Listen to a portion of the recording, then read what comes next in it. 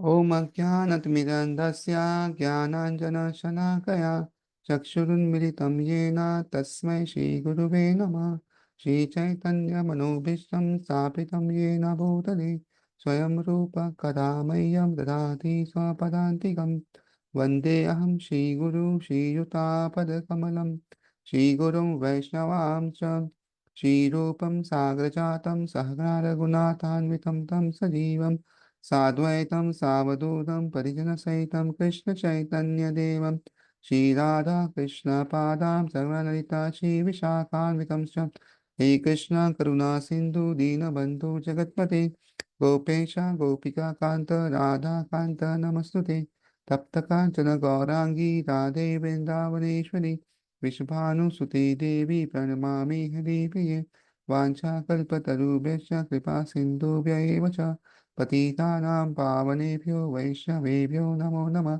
जय श्री कृष्ण चैतन्य प्रभु नित्यानंद श्री अद्वैत गदाधर शिवासादि गौर भक्तवृंद। हरे कृष्ण कृष्ण कृष्ण हरे हरे, हरे Ram Ram Ram Hare Hare. So today we are in chapter 3, verse number 34. So in this chapter, we saw that Arjuna asks Krishna question that whether I should renounce or whether I should take action. And Krishna tells that premature renunciation is not good. So please do some action and you have to do your prescribed duty. And then he explains about the yajna and how he has sent forth the demigods and humans with different types of yajnas. And when there's the cooperation between both demigods and men, both are happy. And then he explains the cycle of sacrifice that from Supreme Lord Vedas has come, and from Vedas describe prescribed actions, and from prescribed actions, sacrifice is born, and by doing sacrifice, the rain comes, and through the rains we get food grains, and due to this food grains, the living entities subsist, and because they offer this to the Lord, then they not being any sin.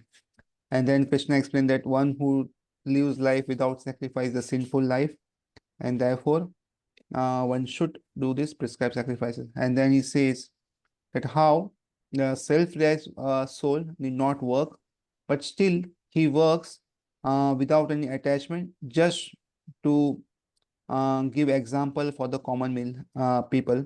And then the famous shloka comes, Edat ashati shesha sattat eva trajano set pramanam kurute lokasat anuvarte. Then he says that how I am also working, so I also need to work. So this is being uh, told by him that I also am working, and therefore, uh, please do the needful.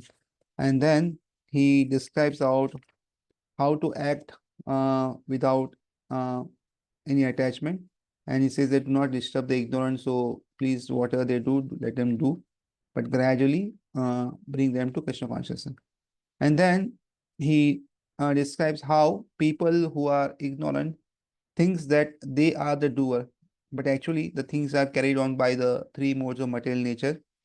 And therefore, the person who is in knowledge understands that how he is different from the material modes of nature and how the modes are working. And then he says that do your duty depending on me. So he says that Mai sarvani karmani sanyasya adhyatma chetasa nirashe nirmamo bhutva yudyasva vigata jora. So he says that offer all your activities to me with full knowledge and depend on me and without personal desires and without a sense of proprietorship and free from lethargy. So you should fight with this. And then he says that one who follows this teaching becomes freed from this cycle of birth and death. And one who does not follow this teaching out of envy, then what will happen is he is devoid of all knowledge and discrimination. So this is where we were, and now we are in another section of how one works according to one's nature. So due to the different modes of material nature, one acquires a nature uh, like in the modes of goodness, passion, ignorance. So there's a combination of what we acquire, and uh, because of this, what happens is we desire and the Supreme Lord sanctions, and these modes which are working, actually we are not working. So here in verse number 33 last, we saw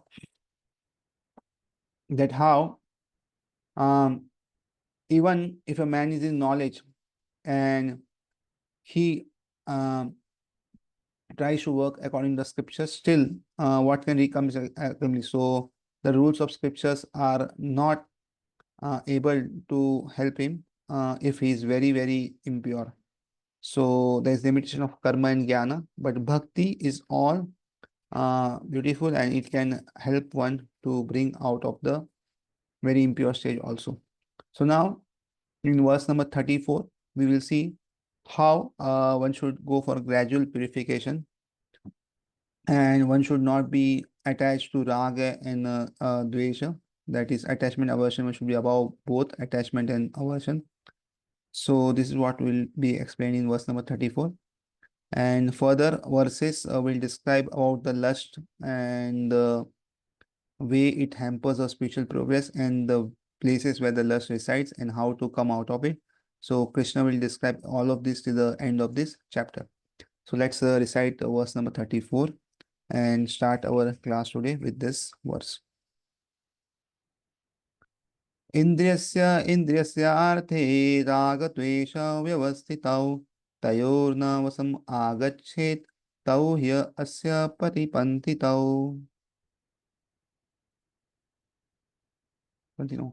So, indrasya of the senses, indrasya arthe in the sense objects, raga attachment, dvesha also detachment, vyavastitau put under regulations, tayo of them, na never, vasam control, agachit one should come, tau those he certainly, asya he paripantitau, paripanthinau stumbling blocks. There are principles to regulate attachment aversion pertaining to senses and their objects. One should not come under the control of such attachment and aversion because they are stumbling blocks on the path of self-realization. So, our indriya or our senses, they like something and they dislike something.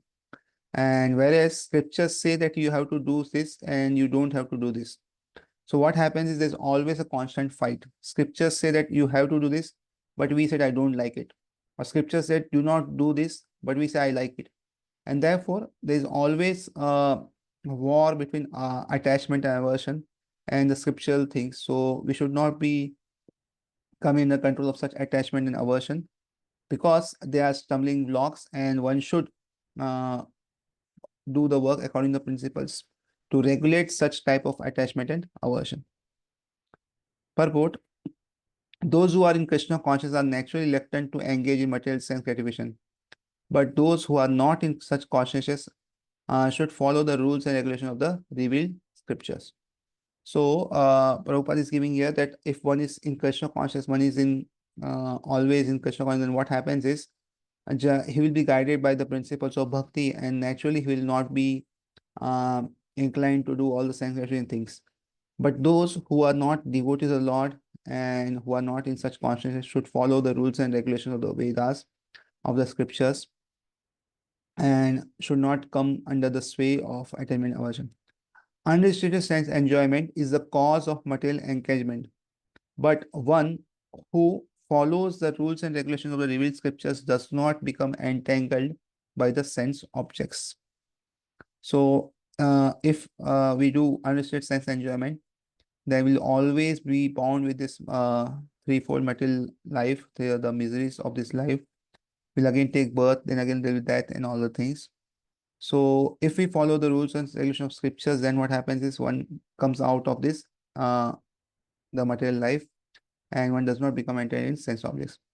For example, sex enjoyment is a necessity for the conditioned soul, and sex enjoyment is allowed under the license of marriage ties. Accordingly to scriptural injunctions, one is forbidden to engage in sex relationships with any woman other than one's wife. All other women are to be considered as one's mother. But in spite of such injunctions, a man is still inclined to have sex relationship with other women. These propensities are to be curbed, otherwise they will be stumbling blocks on the path of self-realization. So your example is given of the highest pleasure in this material world, which is sex enjoyment. And naturally, one is inclined to enjoy with uh, so many women if it is men, and if it is a woman, then so many men. So this is very natural, and therefore we see in today's world that there are so many divorces and so many people do not have faith on their spouses. So sex enjoyment is a necessity, but according to dharmic principles, which Krishna says, with one's spouse and only with certain regulations, which Krishna says in Bhagavad, and not outside that. So one should not try to enjoy with any other person outside the marriage ties. Otherwise, it will is a sinful life. So Vedas do prescribe certain sense enjoyment, but with the regulations. So one need to follow such regulations. Otherwise, one is living a sinful life. And therefore, here it says all other women are considered as one mother. Similarly, women should consider all other as one father and should not have that kind of vision with other persons. But in spite of that, such inclination, one man is still inclined to have sex with other relation with other women. So, in spite of some injections, we see that so many people do not follow such, and such injections are not good for our spiritual life. And therefore, these propensities are to be curbed. Otherwise, they'll be stumbling blocks on the path of salvation. So, these propensities have to be removed, or they have to be curbed with the rules and regulations.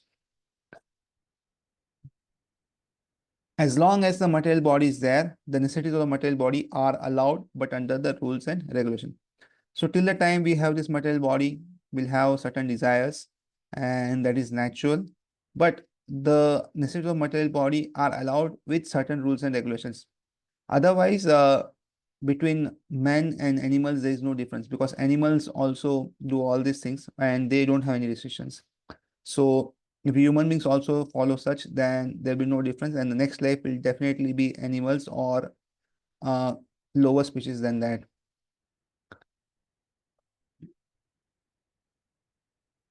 And yet we should not rely upon the control of such allowances. One has to follow these rules and regulations unattached to them, because practice of sense gratification under regulations may also lead one to go astray. So this Vedas give us some allowances in our life, that you can do this, you can do this. Like if somebody wants to eat meat, then once in a month on the Amavasya day, in the temple of Kali and all.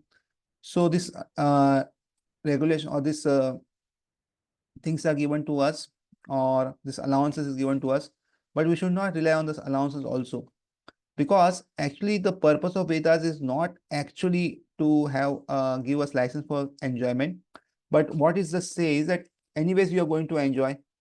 So if you enjoy according to my rules and regulation, what will happen is gradually you will lose that enjoying propensity. But if you enjoy without any rules and regulation, what will happen is that enjoyment propensity will gradually increase, and it will be a stumbling block on the path of self-realization. And therefore, Vedas do prescribe certain enjoyment, certain things which are not actually good for the person. But what can be done? Because the person is anyways going to do that things. So therefore, to regulate the things, Vedas have such rules and such things. So what should be done is we should not take undue advantage of such allowances, and should not rely also on the allowances, because even if we take do things under the rules and regulation, what happens is gradually we'll go astray, and therefore uh, what we should do is we should not be attached to such rules and to such enjoyment things, because ultimately it is not good. But because we are attached to some things, then according to rules and regulations we may do, but with an aim of leaving that thing permanently within some time. So this is what Vedas tell us. As much as there's always a chance of accident, or even on the royal roads. So whatever royal roads may be, whatever good the road may be, still there may be some accidents. So still, even if one follows all the rules and regulations, there may be time when one may go out of the way, and therefore this has to be seen. Although they may be very carefully maintained, no one can guarantee that there will be no danger even on the safest road. So whatever one may do, whatever good roads one may make, whatever things or signals, rules, regulation one may make, still nobody can guarantee that there'll be no danger. And therefore, even if the road is very safe, still there will be accidents and still there will be death. So like this, the sense enjoyment spirit has been current a very long over time owing to material association. So the spirit of enjoying this material nature has been with us with so many lifetimes and lifetimes and lifetimes. So it is so strong that it is not very easy to overcome it. And therefore, in spite of regulated sense enjoyment, there is every chance of falling down. Therefore, any attachment for regulated sense enjoyment must also be avoided by all means.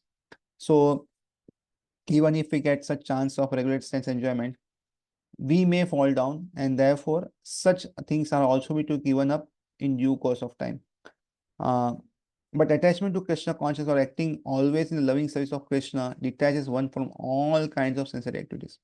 So Prabhupada is saying here that if one is attached to Krishna conscious activities and one always acts in the loving service of Krishna, then what happens is automatically one gets detached from all type of these activities. Therefore, no one should try to be detached from Krishna consciousness at any stage of life. The whole purpose of detachment from all kinds of self-attachment is ultimately to become situated on the platform of Krishna consciousness. So, one should do whatever activities one is doing in Krishna consciousness, and gradually one should be attached to such activities. And in no time, one should leave his Krishna consciousness any time of life. Whatever condition which one may be in, one should never ever leave Krishna consciousness. Because if one never leaves Krishna consciousness, then ultimately one will come to that platform Krishna consciousness and one will naturally be detached from all the things. If one is not Krishna conscious, then naturally he will go to other places or he will do some sins and all. So therefore, this should be things seen. So here we saw attachment and aversion. So attachment means bringing one's senses in contact with their objects. So there are some sense objects and we have some senses. So like our eyes like to see something very good, and sense object means there's some beautiful thing which is looks like beautiful, but it is not very good. And therefore, when we see, then we are attracted to such things. Like if we see all the advertisement industry, what they do is they will show us very good things, that how this is very good, this is very good, or what is it. And like this, they attract us with their eyes, then by your ears and all. So we also seen different animals also, like the deer, uh, because of these ears or because of sound, she's attracted, and therefore she's been captured. And like the elephant, because of the touch sense, the elephant is being captured. So like this, the moth, because of form of fire, it gives its life. So the fish, because of the tongue, it likes to eat something, and the bait is given in form of some flesh, and then the fish is get caught. So like this, every of our senses uh, may may help us to may obstacle in the path of self-realization, and therefore we should not be attached. And similarly, aversion means hatred for those who thus obstruct our sense enjoyment. So what are sense enjoyment we are doing? If somebody obstructs that, then we are averse to it.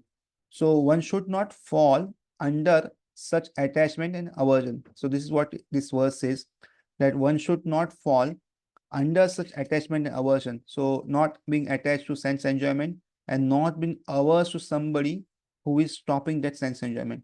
And we should regulate through the principles of the Shastras. So one should try to regulate attachment aversion pertaining to senses and sense objects. And one should not come in control of this. And if one does such, then what will happen is one will become self-realized in some due course of time. Otherwise, these stumbling blocks will not help us to uh, do such a self-realization, or on the path of bhakti will not be able to grow. So now Arjuna might ask that what happens if one adopts to others' duties.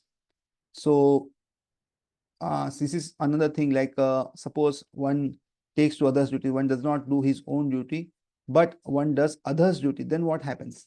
Like we see that somebody says that I will not fight, I will do non-violence, or what will happen? So due to attachment and repulsion, Arjuna is asking that I don't want to fight, I will do non-violence. Then what happens? So here Krishna answers in verse number 35 that it is better to perform one's duty even imperfectly rather than doing others' duty. So this is what is explained in verse number 35. Let's recite this verse and see the translation. श्रेयान् स्वधर्मो विगुणा परधर्मात् स्व अनुतिष्ठितात् स्वधर्मे निधनं श्रेय परधर्मो भयावह. Shreyan, far better. Swadharma, one's prescribed duties. Viguna, even faulty. Paradharmat, then duties mentioned for others. Su anutishtitat, perfectly done. Swadharme, in one's prescribed duties. Nidhanam, destruction. Shreya, better. Paradharma, duties prescribed for others. Bhayavaha, dangerous. Transition.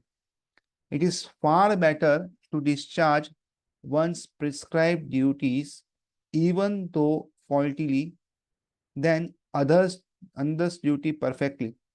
Destruction in the cause of performing one's own duty is better than engaging in another's duties, for to follow another's path is dangerous.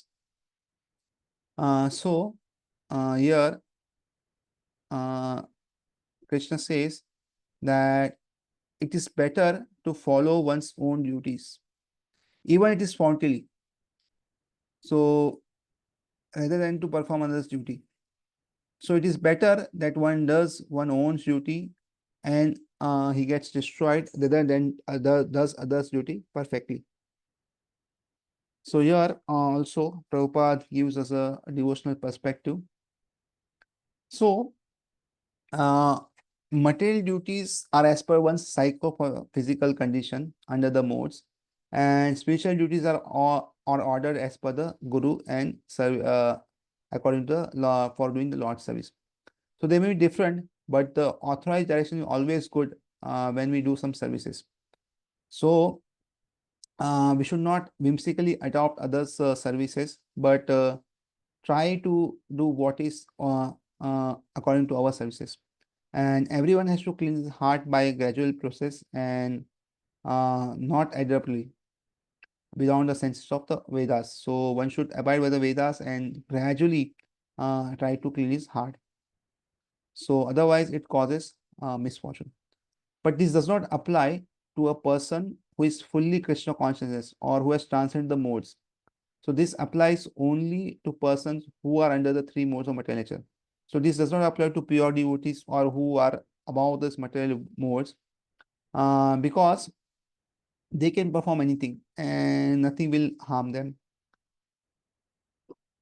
And they also actually do these two things according to the direction of the Guru and Sadhu. So purport. One should therefore describe his prescribed duties in full Krishna consciousness rather than those prescribed for others. Materially, prescribed duties are duties enjoined according to one's psychophysical condition under the spell of the modes of material nature. So whatever we do material duties should be according to one's psychophysical condition so that one is satisfied. Otherwise, what will happen is if more time we do activities which we don't like, in the long run will be very unsatisfied and in very bad condition. So therefore, it's always better that one should know what services are good for one, and according to psychophysical nature one has. Like somebody is extrovert, somebody is introvert, somebody will like to talk with so many people, somebody will not like to talk with anybody. Somebody will like to do detailed work and somebody will like to overview things. So like this, there are different categories of people, and according to one's own nature, which is given by us by the material nature, one should try to do things.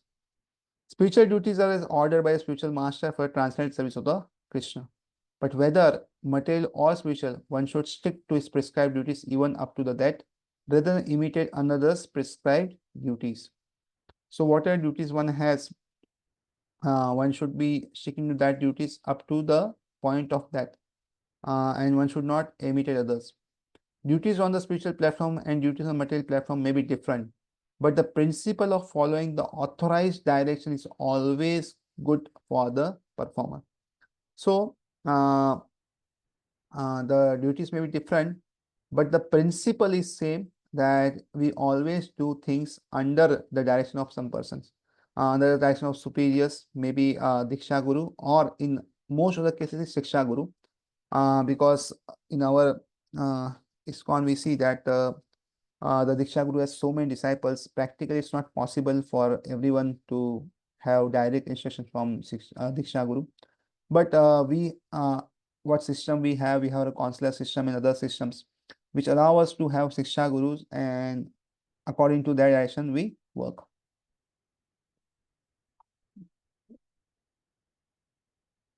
When one is under the spell of the modes of material nature, one should follow the prescribed rules for his particular situation and should not imitate others. So, whatever modes one is acquired, one should follow that rules and regulations, and one should not imitate other people. For example, a Brahmana who is in the mode of goodness is non-violent, whereas Kshatriya who is in the mode of passion is allowed to be violent. As such, for a Kshatriya, it is better to be vanquished following the rules of violence than to imitate a Brahmana who follows the principles of non-violence.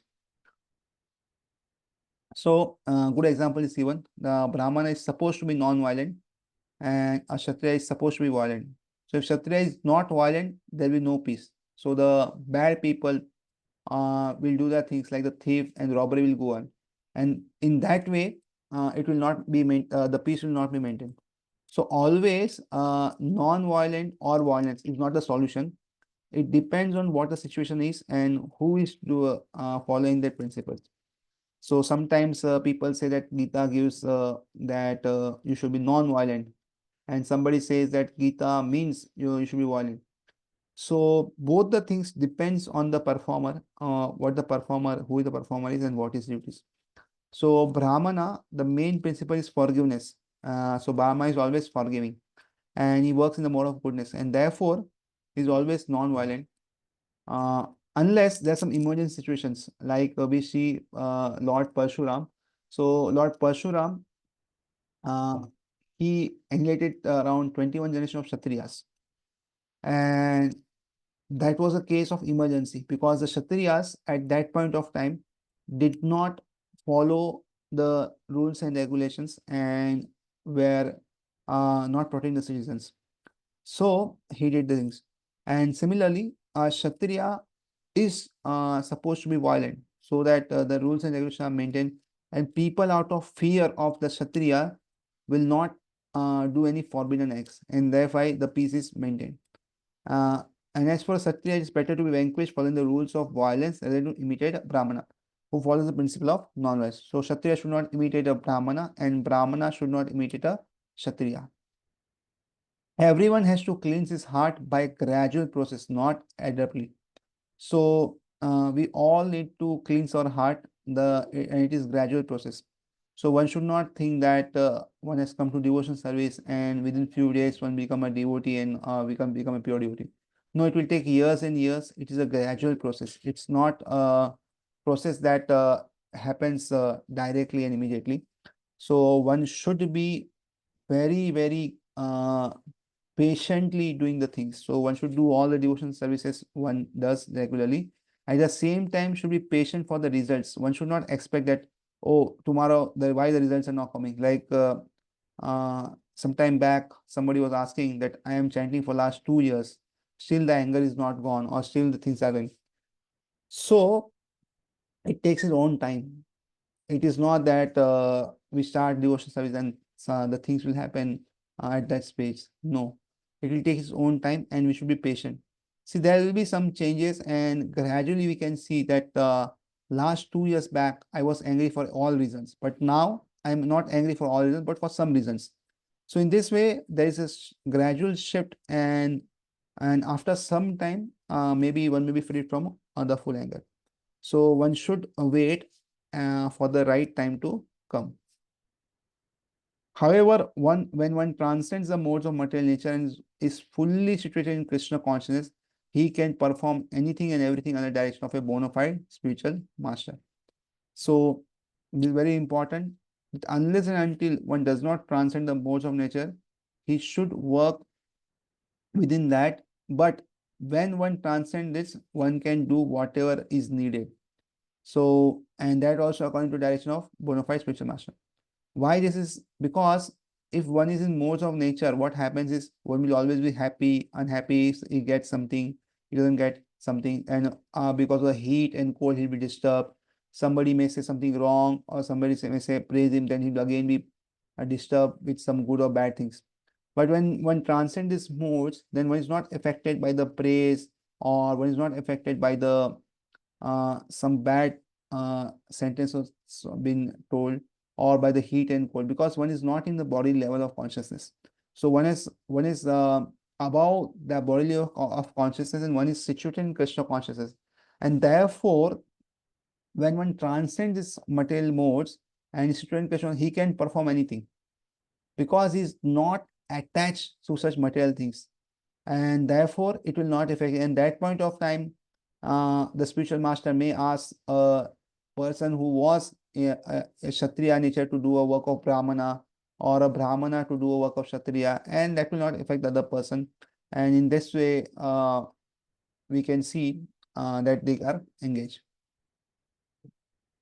In that complete stage of Krishna consciousness, the Kshatriya may act as a Brahmana may act as a Kshatriya. In the transcendental state, the distinctions of material world do not apply. For example, Vishwamitra was originally a Kshatriya, but later on he acted as a Brahmana. Whereas Parshuram was a Brahmana, but later on he acted as a Kshatriya. So this example of Vishwamitra and Parshuram is very apt, because Vishwamitra was originally a king, but later on he became a Brahmana. And after so many years and years of tapasya, and Parshuram, we see that he was a Brahmana, but he killed 21 generations of Kshatriya. So, in case of Parshuram and Vishwamitra, we see that they had, after some time, Vishwamitra had transcended the modes of material, and Parshuram was, anyways, the incarnation of Supreme Personality of Godhead, Satyavish Avatar. So, whatever he did was according to the codes of religion, and therefore, he could do the things. So, being transcendently situated, they could do so, but as long as one is on the material platform, he must perform his duties according to the modes of material nature. At the same time, he must have a full sense of Krishna consciousness. So, till the time one is not situated, one should do things according to the modes of material where one is, but gradually one should try to develop his Krishna consciousness, and whatever activities one does, one should do it for the pleasure of Krishna. So in that way, one will gradually be purified and one will go back to Godhead.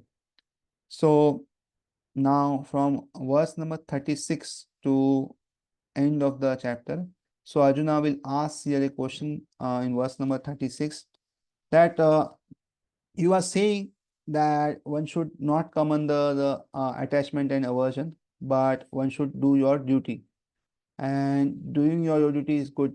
But what happens is, most of the times, uh, I don't know, but I do things beyond my control. Something is controlling me and takes the work from me, and I don't know what it is. So, can you explain these things about, because you told about the rag and dosha in verse number 34, that one should control his rag, and one should not be uh, very much averse to good things. But what happens with me is, when some good things come, I become averse, and some bad things, I'm very attached. And somehow, without my knowledge, I do the things. So, what is it that is doing these things? So, let us see Arjuna's question in verse number 36. Arjuna uvacha athakena prayuktoyam papam charati purusha anichan api vasneya balat eva niyojita. Arjuna Vacha, Arjuna said, Atha, then, Kena, by what? Prayukta, impelled, Ayam, one, Papam, sins, Charati does, Purusha, a man, Anichan, without desiring, Api, although, Vashneya, or descent of the Vishnu, Barat, by force, Eva, as if Niyojita, engaged. Translation. Arjuna said, O descendant of Vishnu, by what is one impelled to sinful acts, even unwillingly, as if engaged by force? So, one is impelled and one does not want to do, but it is as if one is being forced to do the things. So, what is that? So, this is what Arjuna asked the question. Purport. A living entity as a part of and parcel of of the Supreme is originally spiritual, pure and free from all material contaminations. Therefore, by nature, he is not subject to the sins of this material world, but when he is in contact with the material nature, he acts in many sinful ways without hesitation, and sometimes even against his will. As such, Arjuna's question to Krishna is very sanguine as to the perverted nature of living entities. Although living entity sometimes does not want to act in sin, he is still forced to act. Sinful actions are not, however, impelled by the super soul within, but are due to the another cause, as the Lord explains in the next verse. So, uh, originally we are very pure. Originally, the spirit soul is very pure, and there is no material contamination. So, originally we are such in an Anand. We are all knowledge, all blissful, and always living. So this is the original nature. We saw this in chapter 2 also, from verse number 13 to 20, the nature of spirit soul. And therefore, actually the spirit soul will not do any sins because there is no need of doing any sins. So he's not subject to even sins in material world.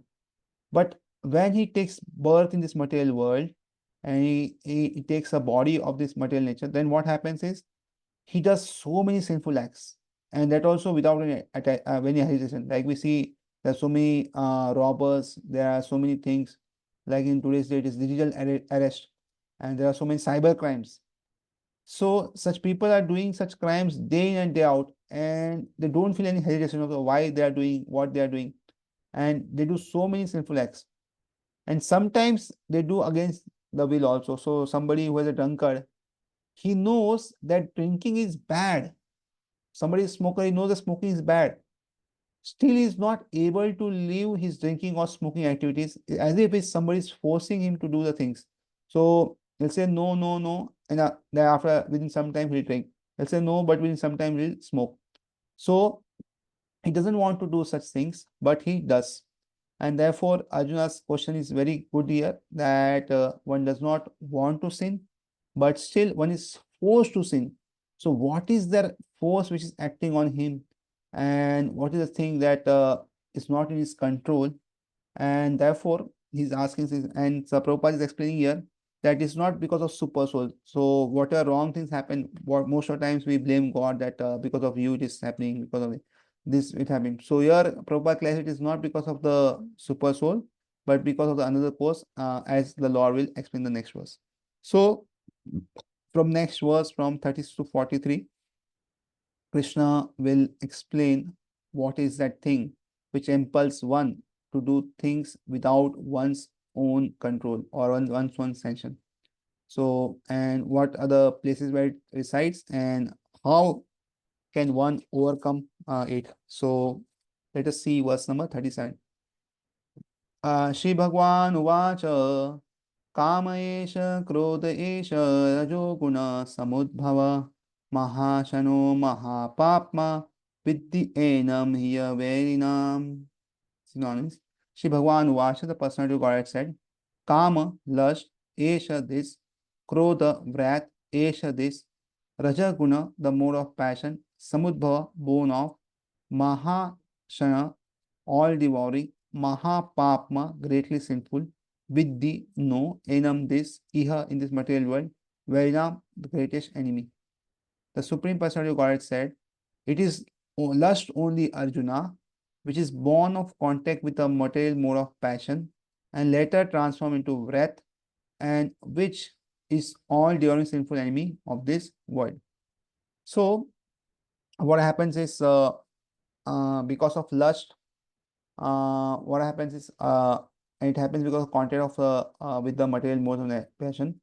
So we want so many things, and when such things are not being fulfilled, it transforms into anger. And so from the mode of passion, one goes into mode of ignorance. And this is all sinful enemy of the world. So this is very sinful. And we saw this similar thing in verse number 2.62 and 63. So in second chapter also, we saw this series of ones fall down. So I will just give us a summary of that also here. So in verse number 62, we saw Dhyate Vishaya Pumsam Sangas Prayate Sangat Sanjayate Kama Kamat Krodha Vijayate. So when one contemplates on the sense objects. So the senses, we have the senses like ears, eyes, nose, and it contemplates on sense objects like seeing something, smelling something, touching something, or eating something. So what happens under attachment that I want this thing, I want this thing, I want these things. And from such attachment, lust develops. So because attachment develops that, oh, I need this. And when such is not fulfilled, then what happens is anger arises. So kamat krodha bijayate. So because of that, anger arises. And after that, delusion happens and bewilderment of memory and the intelligence lost. And then one again falls into material ocean. So what one should do is at the initial stage also, when one is contemplating on senses, one should stop there only. And one should understand that this is not good for me. And one should try not to contemplate. And contemplation happens by seeing in the mind also. So we see that after we enjoy something, then there are some memories remaining, and we try to contemplate. Oh, I was enjoying this ice cream or this thing or that thing, and then gradually happens. What happens is we become attached to it. So what we need to do is not see such things, and second, even if we saw some things, we should not contemplate in our mind such things. Otherwise, we will be bound by such all things. So let's see the purport. When a living entity uh, comes in contact with the material creation, his eternal love for Krishna is transformed into lust in association with the modes of passion. Or in other words, the sense of love of God becomes transformed to lust as milk in contact with the sour tamarind is transformed into yogurt. So, living entity is pure in nature, but when he goes away from Krishna, what happens is he comes in contact with the material creation. So because of coming in contact with material creation, what happens is the love for Krishna is transformed to lust. So lust means desiring anything which is not connected with Krishna, or desiring anything for one's own personal enjoyment. So instead of giving pleasure to sense of Krishna, one considers I should give pleasure to myself. So that is what lust is.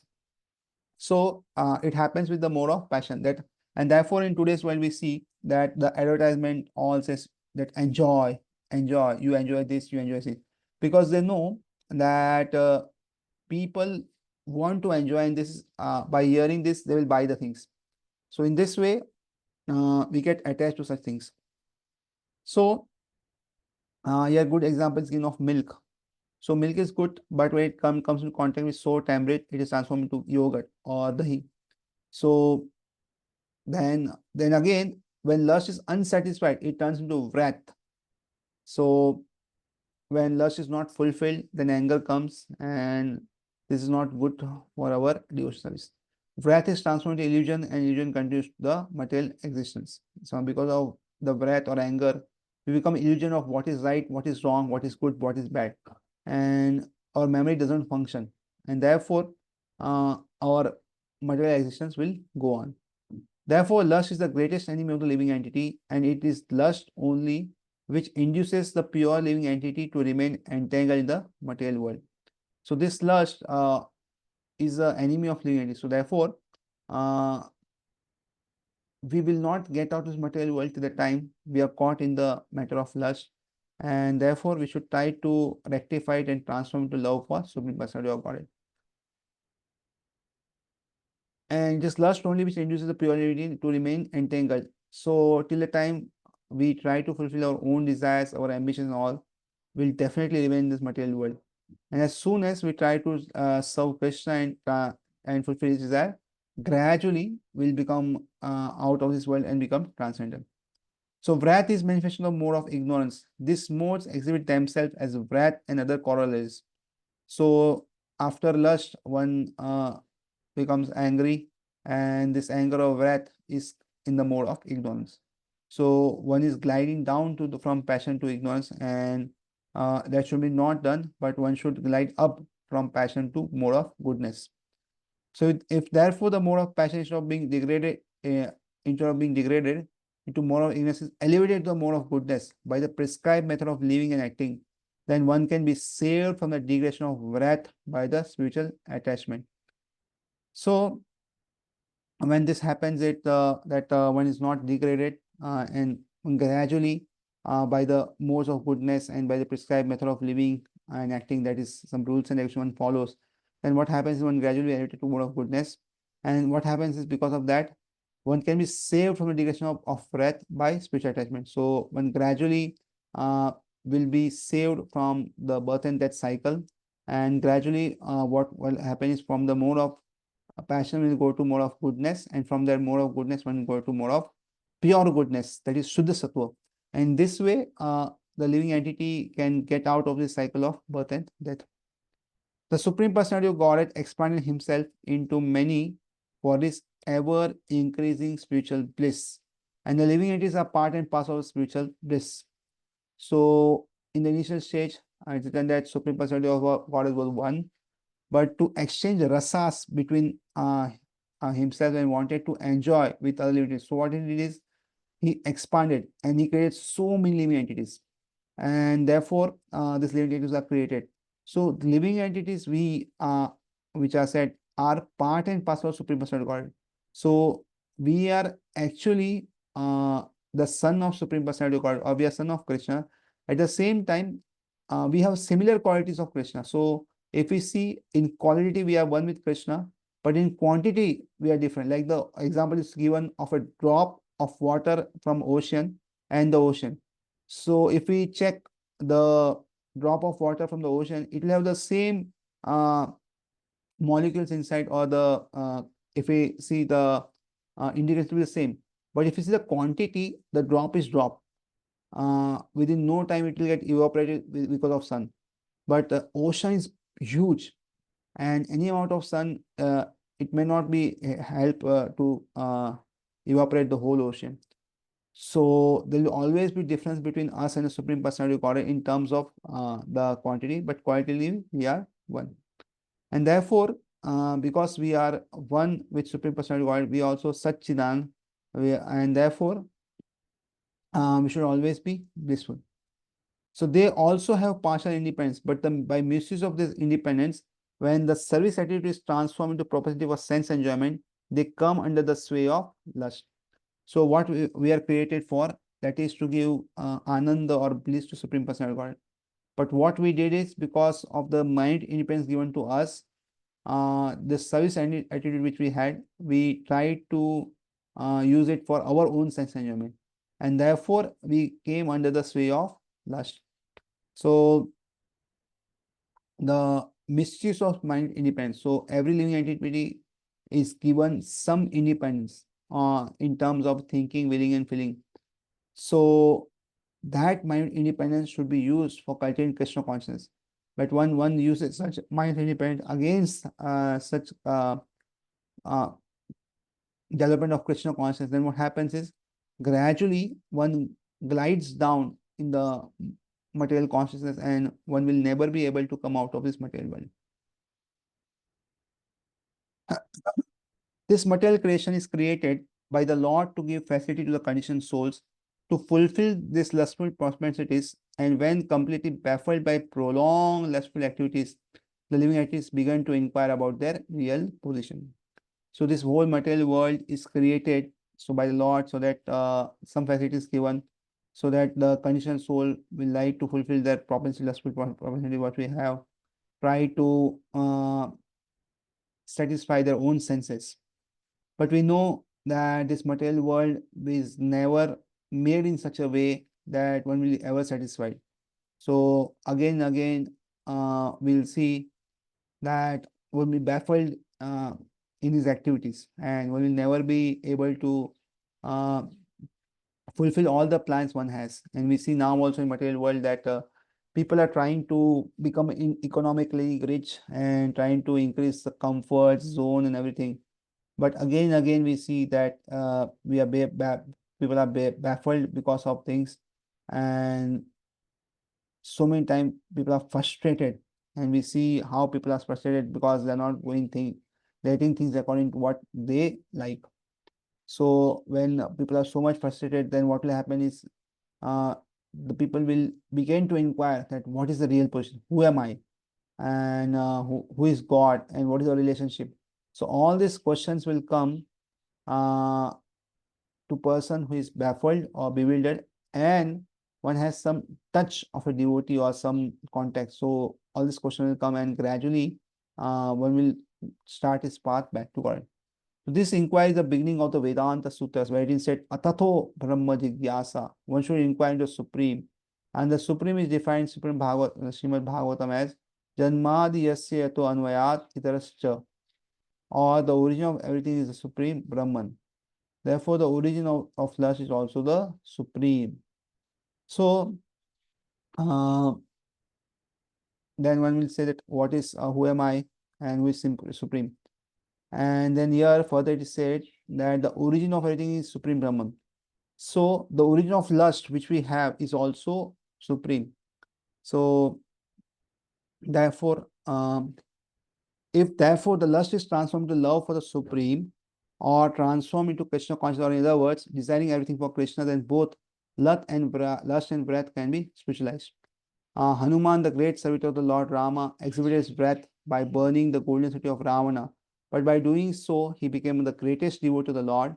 Here also, in BhagavadGita, the Lord induces Arjuna to engage his breath upon his enemies for the satisfaction of the Lord.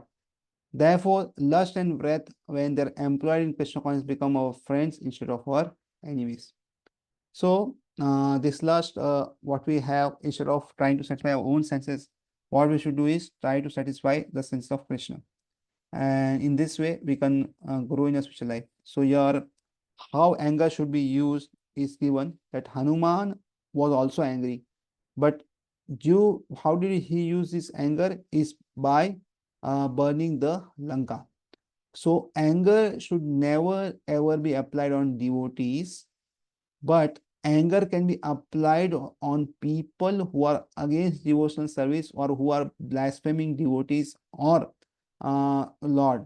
So anger should be applied to them, and in this way anger can be also used, and in this way one can grow in his devotional service. So everything can be used, but envy cannot be used in devotional service. This we should know, that anger can be used, or instead of lusting for other things, we should have lust or strong attachment to Krishna. So this can be used, but some things like envy can never be used. So therefore some things need to be given up, and some things can be spiritualized. So here Arjuna, Krishna is given here indication that it is lust only, because of which uh,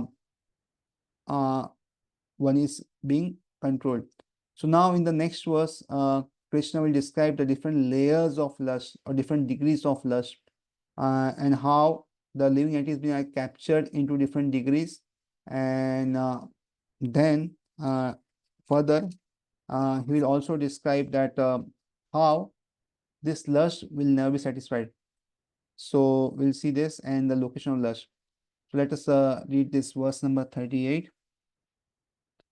धूमेनावृत्यते वह्निर् यथादर्शो मलेन च यथोल्बेनावृतो गर्भस् तथा तेनादम् आवृतम्. Dhumena, by smoke, avriyate is covered, vahani, fire, yatha, just as, adarsha, mirror, malena, by dust, sha also, yatha, just as, ulbena, by the womb, avrita is covered, Garbha, embryo, tatha, so, tena, by that lust, idam, this, avritam is covered. Translation. As fire is covered by smoke, as a mirror is covered by dust, or as an embryo is covered by womb, the living entity is similarly covered by different degrees of lust.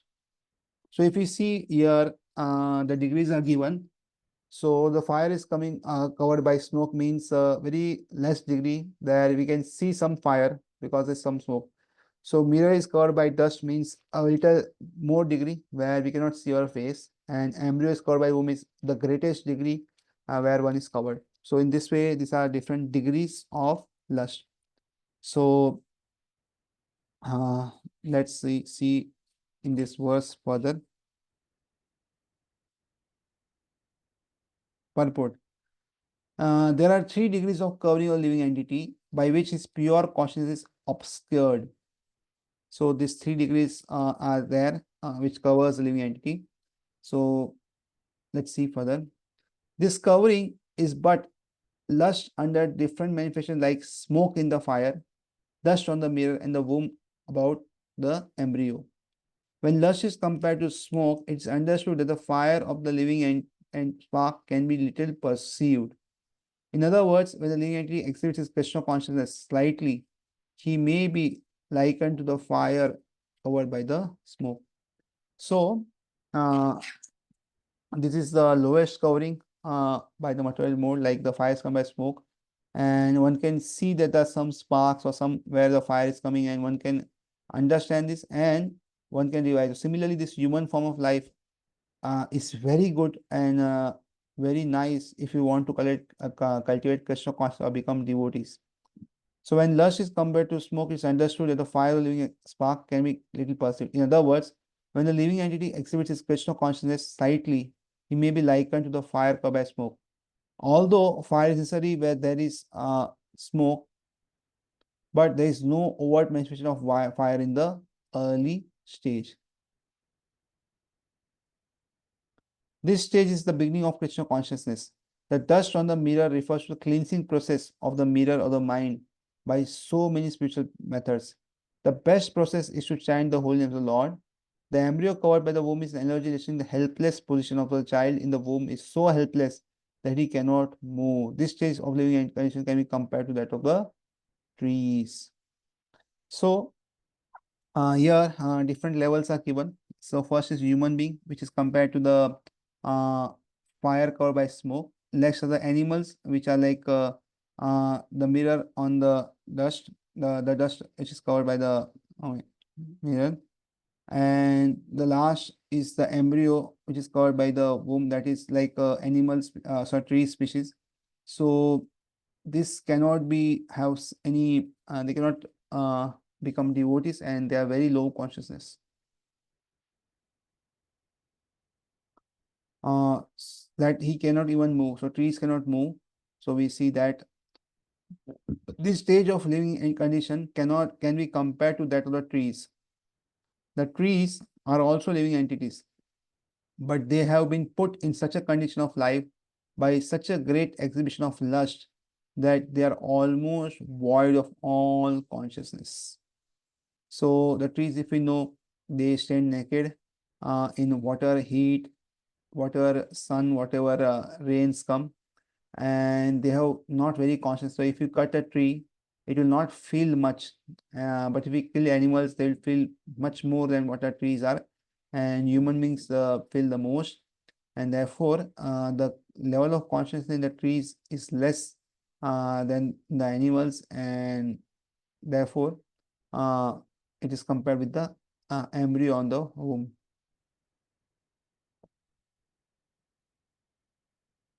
The covered mirror is compared to the birds and beasts, and the smoke is fire is compared to the human beings.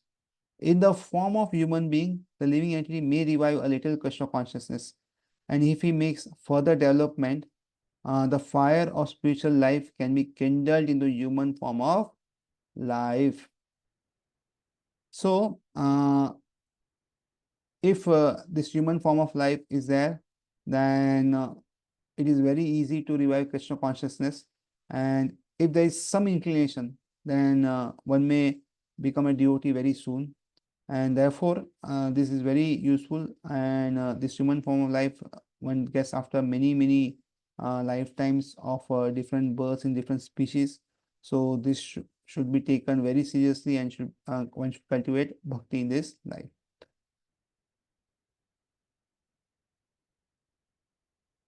By careful handling of the smoke in the fire, fire can be made to blaze. So we see that a small fire is there. If we carefully handle it, and then what happens is gradually it may become a big fire and become a blaze that it cannot be again. It's very difficult that it may be then extinguished. Therefore, the human form of life is a chance for living entity to escape the entirement of material existence. In the human form of life, one can conquer the enemy lust by cultivation of Krishna consciousness under able guidance. Therefore, this human form of life is very good, and this will help one that will give a chance that one can uh, escape this material existence and material life. And therefore, in this form of life, one can conquer the enemy of lust, and therefore one should try to become Krishna conscious under able guidance. So guidance is always needed, whatever one does, whether material or spiritual, whether one does some business, whether one does any activity, whether one studies or anything, one always needs some guidance. And therefore, under able guidance, if one is able to cultivate or one is able to uh, gradually develop his spiritual life, then it is the best. So then, uh, next verse is verse number 39. So in this verse, it is said that how lust is never satisfied. So one may think that what is the problem if we try to fulfill our lusty propensities, or we try to fulfill all the desires we have. So here it said that it can never be satisfied, and therefore one should not try to satisfy lust, but one should try to develop Krishna consciousness, or one should try to develop, one should try to fulfill the sense of Krishna. So in this way, love can be transformed in, lust can be transformed into love. And therefore, let's see verse number 39. आवृतं ज्ञानमेतेन ज्ञानिनो नित्यवैरिणा कामरूपेण कौन्तेय दुष्पुरेण अनलेन च आवृतं covered, jnanam pure consciousness, etena by this, jnanina of the knower, nityavarina by the eternal enemy, kamarupena in the form of lust, Kaunteya son of Kunti, Dushparana never to be satisfied, Analena by the fire, Cha also. Thus, the wise living entity's pure consciousness becomes covered by its eternal enemy in the form of lust, which is never satisfied and which burns like fire. So, lust, which is there, it covers the consciousness first. Second, it is never satisfied. So, whatever one tries to uh, do to satisfy lust, it will never satisfy, and it burns like fire. Burns like fire means it is so burning that whatever you put, it will consume. So, like if the fire is there and whatever wood we put in the fire, it all burns. It burns more if the wood is put or the petrol is put. So, like this, if one tries to satisfy desires, then one will have more desires and it will burn like fire. It will never be satisfied. Purport: it is said in the Manusmriti that lust cannot be satisfied by any amount of sense enjoyment. So there is a famous philosopher who says that if we do so much of sense enjoyment, then one will be dissatisfied or one will get out of it. So calm to moksha, this is what he says. But it cannot be done because Bhagavad says that if one tries to satisfy it, any of sense might one never be satisfied. So just as fire is never extinguished by a constant supply of fuel. So when you see that when the fire is there and somebody puts more and more petrol, so what will happen is it will never be extinguished. It will grow more. In the material world, the center of all activity is sex, and thus this material world is called Maithuna Agara, or the shackles of sex life. So, in the ordinary prison house, criminals are kept within the bars. Similarly, the criminals who are disturbing the laws of the Lord are shackled by sex life. So, we see that the highest enjoyment in material world is sex life, and till the time one is attracted to sex life, one will be always be entangled in this material life, and one will again have to take birth and death. So, uh, till the time one is not detached from the sex life, one cannot go beyond this material world. So this is the way, in the way that the enjoyment is kept, and that enjoyment is the cage, or where one is always being kept captive. Advancement of material civilization on the basis of sense enjoyment means increasing the duration of material existence of the living entity.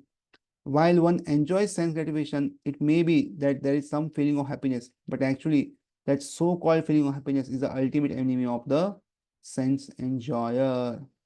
So, it's very important point that sometimes we feel happiness while enjoyment, but this so-called happiness is ultimately our enemy and will gradually lead us to the next life. So, like we see in common examples also, while smoking, a person enjoys smoking, but actually the smoking is bad for the health. Like drinking also, one enjoys while drinking. He's enjoying, he will show people that I'm drinking. But what we see is that drinking, type of drinking is actually injurious for the health of that person. And like same way, this lust may be looking good and will feel happy that, oh, I have tried this, I have fulfilled my senses like this. Like people nowadays, we see that they make so many blogs that they have gone this, they have tried this, they have done this, and done this and that. And like this, there are so many blogs which come on. So if we see the blocks, we'll see, oh, how happy they are. But we ask them internally, they'll say that we are not satisfied still. And in that way, uh, any amount of sense gratification done will not lead us to happiness. And therefore, one should not try to fulfill the desires of senses, but one should try to fulfill the desires of Krishna and should try to become Krishna conscious. In this way, what will happen is one will gradually get freed out of this material entanglement and go back to God. And therefore, one should try as far as one can to get out of this material world by curbing this sense enjoyment. So, thank you very much for today.